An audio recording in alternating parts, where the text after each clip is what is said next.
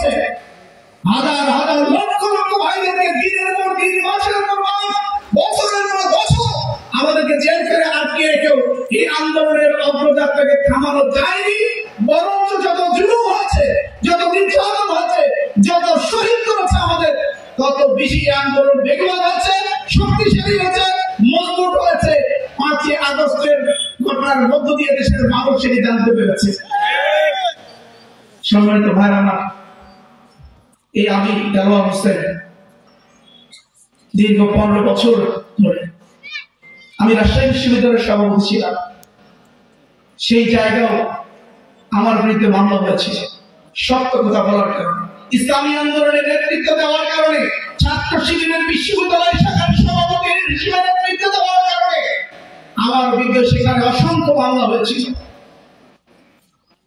সেখান থেকে যখন ঢাকা এসেছি, ঢাকায় আসার পরে সাংগঠনিক প্রয়োজনে যখন আমি কক্সবাজার গিয়েছিলাম, সেই কক্সবাজার গিয়েও আমাকে তারা রোকসোক দেয়নি। সেখান থেকে আমাকে গ্রেপ্তার করে আবার রাজশাহীর কারাগারে আমাকে নিয়ে আসা হয়েছিল। এই ছাত্র জীবন থেকে আমার উপরে জুলুম শুরু হয়েছিল, নির্যাতন শুরু হয়েছিল, একের পর এক আমাকে কারাগারে যেতে হয়েছিল। এর পরবর্তী ইতিহাস আপনারা জানেন। এই প্রিয় কাফেলা বাংলাদেশ ইসলামী ছাত্র শিবিরের কেন্দ্রীয় সভাপতি হিসেবে যখন আমাকে নির্বাচিত করা হলো, নির্বাচিত হওয়ার পরে সেই সময়টা ছিল ফ্যাসিবাদী আওয়ামী লীগ সরকারের বিরুদ্ধে দুর্বার আন্দোলনের সময়।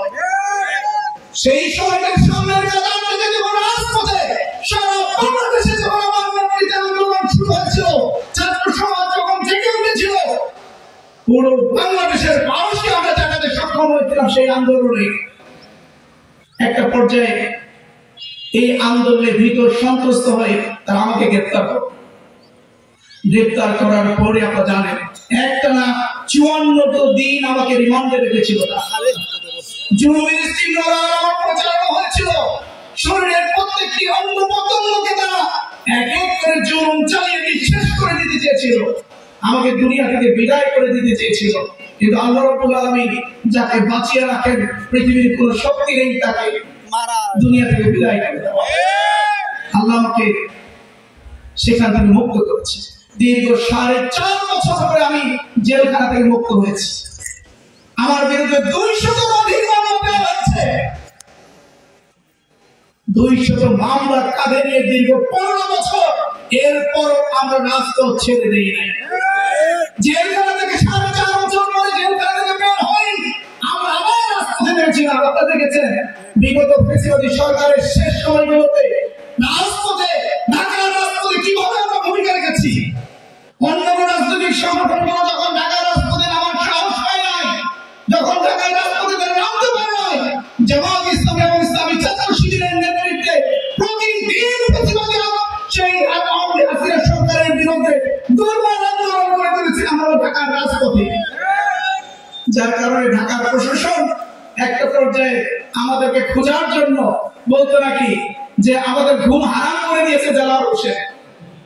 তারা বলতো যে দেলোয়ার হোসেন আমাদের ঘুম হারাম করে দিয়েছে। একবার চকবাজার, একবার বংশাল, আরেকবার সকালে কোতোয়ালি, বিকালে বংশাল, পরের দিন যে আবার চকবাজার, তারপর দিন পল্টন, কিংবা এভাবে ঢাকার প্রত্যেকটি প্রান্তরে যখন আমাদের নেতৃত্বে যখন আন্দোলন হয়েছিল, যখন আমরা আন্দোলন সেই ফ্যাসিবাদী আওয়ামী লীগের সরকারের বিরুদ্ধে তীব্র প্রতিবাদ আমরা রাজপথে নেমেছিলাম। এই আন্দোলনে একটা পর্যায়ে তারা ভীত সন্ত্রস্ত হয়ে আমাদেরকে হন্যে পুলিশের গ্রেপ্তার করার জন্য এমন ঘোষণাও তারা দিয়েছিল যে হেলিকপ্টার দিয়ে নাকি আমাদেরকে সার্চ করছে গ্রেপ্তার করার জন্য। এরপরেও আমরা কিন্তু ঘরে ঢুকে থাকিনি, আমরা কিন্তু পালিয়ে যাই নাই। শেষ মুহূর্ত পর্যন্ত আমরা লড়াই সংগ্রাম করেছি রাজপথে থেকে, ঘরের ভিতর থেকে নয়। এই 5 আগস্ট বৈষম্য বিরোধী ছাত্র আন্দোলনের যে নেতৃত্বে যে আন্দোলন সংগঠিত হলো, এটার ক্রেডিট কে নেবে? ছাত্র শিবির নেবে নাকি ছাত্র দল নেবে নাকি বৈষম্য? এটা নিয়ে চলতেছে অনেক সমালোচনা পর্যালোচনা।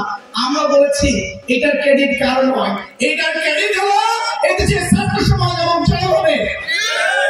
আমরা ছাত্র শিবির জামাত ইসলামের ক্রেডিট আলাদা নিতে চাই না, কিন্তু এইটুকু বলতে চাই রাজপথে যখন কে ছিল ছাত্র সমাজের সাথে, রাজপথে যখন জনতার কাতারে কারা ছিল, তখনকার সময় যারা নেতৃত্ব দিয়েছিল যে ছাত্ররা, যে ছাত্ররা তারাই বলবে, কারণ সেদিন তাদের সাথে ছিল।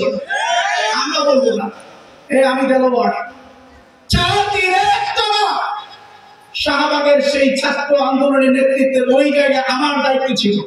4-3 সে গুলির মুখে, পুলিশের গুলি আর ছাত্রলীগ আওয়ামী লীগের মুহুর্মুহু গুলির মুখে শাহবাগে দাঁড়িয়েছিলাম আমরা সেদিন, আমার নেতৃত্বে ছিল। এইভাবে আমরা প্রতি মুহূর্ত আওয়ামী ফ্যাসিবাদী সরকারের বিরুদ্ধে লড়াই সংগ্রাম করে একটা পর্যায়ে বাংলাদেশ থেকে তাদেরকে বিতাড়িত করতে সক্ষম হয়েছে। এখন কেউ যদি এসে আমাদের নিয়ে প্রশ্ন তুলেন, আমাদের নিয়ে যদি কথা বলেন, তাহলে খুব কষ্ট লাগে, দুঃখ লাগে। আমি তাদের বিরুদ্ধে কিছু বলবো, আমি কিছু বলবো। এদেশের জনগণ সেটি জানেন। আমার প্রিয় ঠাকুরগাঁওবাসী খুব ভালোভাবে অনলাইন মিডিয়া এবং প্রিন্ট ইলেকট্রনিক্স মিডিয়ার মাধ্যমে আমাদের ভূমিকা আপনারা খুব ভালোভাবে জানেন না ভাই? সুতরাং আমাদেরকে বলতে হবে না, আমরা কারো বিরুদ্ধে বলতে চাই না। জনগণ সাক্ষী, কে ভূমিকা রেখেছে, কে ভূমিকা রাখে নাই, কে